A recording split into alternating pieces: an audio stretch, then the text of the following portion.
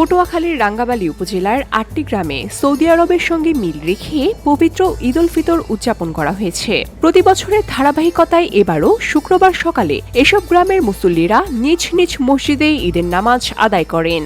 বসুন্ধরা, উত্তরা, বনশ্রী, কুড়িল ও বাড্ডা সহ রাজধানীর বিভিন্ন স্থানে অভিজাত ও অত্যাধুনিক মানের ফ্ল্যাট কেনার এক নির্ভরযোগ্য প্রতিষ্ঠান প্লেজেন্ট প্রপার্টিজ লিমিটেড।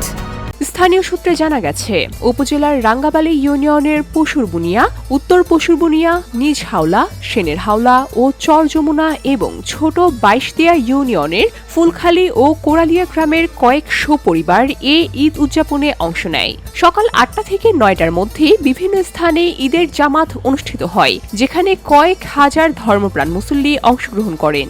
জানা যায়, এসব গ্রামের বাসিন্দারা কাদরিয়া চিশতিয়া তরিকার অনুসারী এবং তারা জাগিরিয়া শাহ সুফি মমতাজিয়া দরবার শরীফের অনুসরণ করে থাকেন। এই অনুসরণকারীরা প্রতি বছর সৌদি আরবের সঙ্গে মিল রেখে রোজা পালন শুরু করেন এবং একই দিনে ঈদ উল ফিতর ও ঈদ উল আজহা সম্পন্ন করেন। এই অনুসারীরা প্রতি বছর সৌদি আরবের সঙ্গে মিল রেখে রোজা পালন শুরু করেন এবং একই দিনে ঈদ উল ফিতর ও ঈদ উল আজহা উদযাপন সহ কোরবানি সম্পন্ন করেন।